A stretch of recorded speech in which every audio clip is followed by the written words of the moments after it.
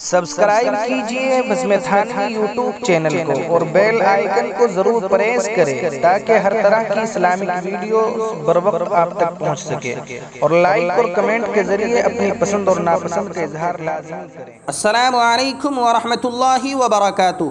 ناظرین و سامعین، آج ہم کعبۃ اللہ اور نماز کے تعلق سے بڑی اہم اور امپورٹنٹ ویڈیو آپ حضرات سے شیئر کرنے جا رہے ہیں۔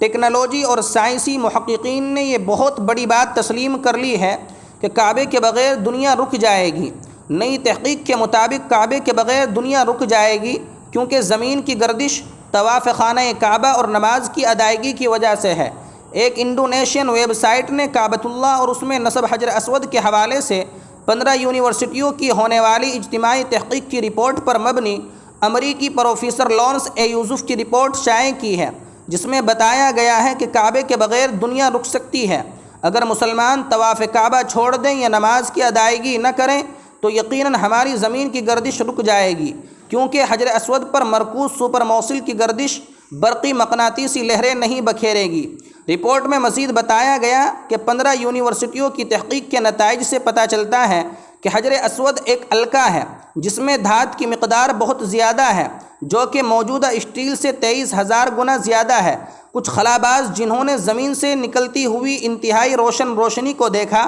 اور تحقیق کے بعد معلوم ہوا کہ وہ روشنی کعبے سے نکلتی ہے۔ تحقیق میں بتایا گیا کہ حجر اسود سپر کنڈ کٹر ہے جو ایک مائکرو فون کی طرح کام کرتا ہے، جو ان لہروں کو ہزاروں میل دور تک پہنچاتا ہے۔ پروفیسر لارنس یوسف نے اپنی تحقیقی رپورٹ میں یہ خاص نوٹ بھی لکھا ہے کہ مسلمانوں کا ہم پر واقعی ایک بہت بڑا قرض ہے کہ طواف کعبہ اور نماز زمین کی حرکت کے لیے سپر موصل کو برقرار رکھتی ہے۔ واضح رہے کہ خانہ کعبہ دنیا کی وہ واحد عبادت گاہ ہے جہاں سال میں ایک لمحے کے لیے بھی طواف نہیں رکتا ہے، جبکہ مسلمان دن میں 5 وقت کی نمازیں ادا کرتے ہیں، اور سورج کی گردش کے باعث دن کے ہر لمحے میں دنیا کے کسی نہ کسی خطے میں اذان اور نماز کی ادائیگی کی جا رہی ہوتی ہے۔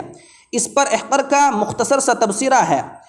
کہ اب سے 1400 سال پہلے آقائے مدنی تاجدار بطحہ محمد عربی صلی اللہ علیہ وسلم کے ارشادات و فرمودات کے اندر جو چیزیں دیکھنے اور سننے کو ملتی ہیں، دور حاضر اور ٹیکنالوجی کا یہ ترقی یافتہ زمانہ اور سائنسی محققین، مدققین و مفکرین اس کے سامنے سرخم تسلیم کرنے پر مجبور ہیں۔ یہ ایک واقعہ ہی نہیں بلکہ میرے نبی کے ہزارہ واقعات ایسے ہیں۔ چنانچہ میرے نبی نے اب سے 1400 سال پہلے فرمایا تھا،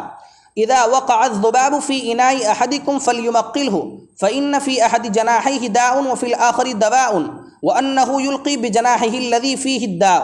اخرجه البخاری والنسائی وابو داود وابن ماجہ وابن حبان۔ اس حدیث کے اندر آپ علیہ الصلاۃ والسلام نے فرمایا کہ جب مکھی تم میں سے کسی کے برتن میں گر جائے تو آپ کو چاہیے کہ اس کو ڈبو دیں، کیونکہ اس کے دونوں پروں میں سے ایک پر کے اندر بیماری ہوتی ہے اور دوسرے پر میں علاج ہوتا ہے،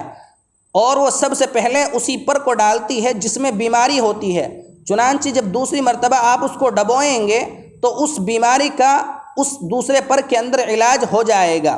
اس پر جو سائنسی محققین اور ترقی یافتہ زمانہ اور ٹیکنالوجی اس حرکت کو شرمناک بتاتا تھا، لیکن آج کی جدید سائنسی تحقیق نے حدیث کے اس فرمان کے سامنے گھٹنے ٹیک دیے ہیں